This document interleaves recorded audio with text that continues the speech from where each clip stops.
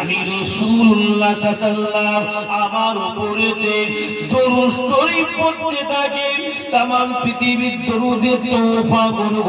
আমি নবী আমার রওজা পাকে পৌঁছে দেয়া হবে। আমি রাসূলুল্লাহ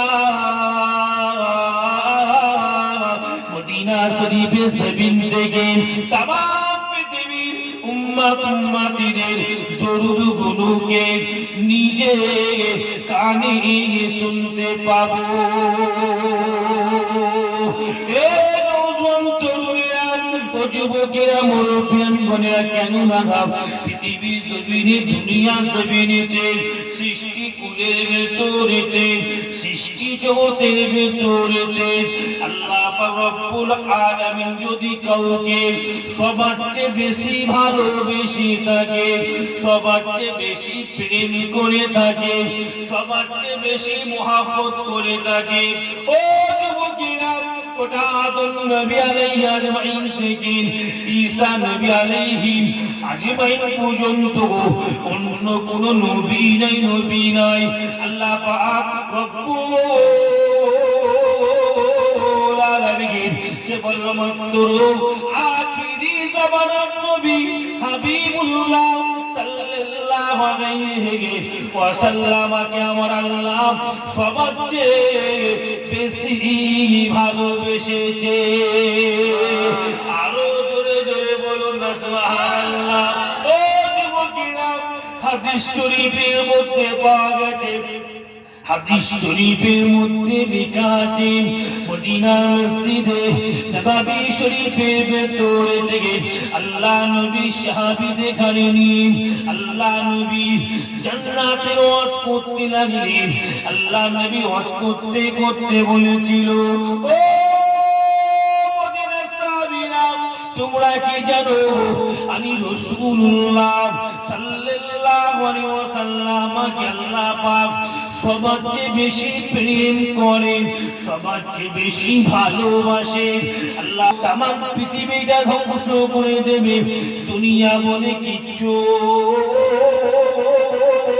রাখবে না।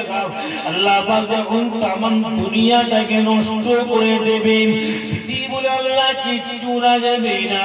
আল্লাহ পাক রব্বুল আলামিন যখন কিয়ামতকে উপস্থিত করে দেবেন, আল্লাহ পাক রব্বুল আলামিন সবার প্রথমেতে আল্লাহ নবী আদম আলাইহিস সালাম থেকে ঈসা নবী পর্যন্ত অন্য কোন নবীকে আল্লাহ পাক সবার প্রথমেতে কবর থেকে তুলবেন না।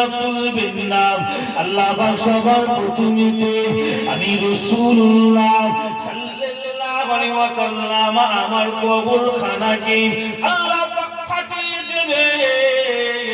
আমি রাসূলুল্লাহ সাল্লাল্লাহু আলাইহি ওয়াসাল্লাম সবার প্রথমেতে আল্লাহ পাকের কিয়ামতের ময়দানে উঠে হাজির হয়ে যাব।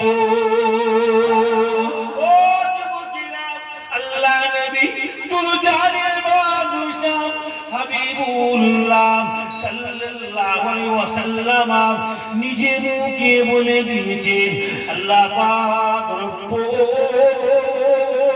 আলামিন আমি নবী আমাকে এত ভালোবাসেন, এত পিয়ার করে, এত মহব্বত করেন।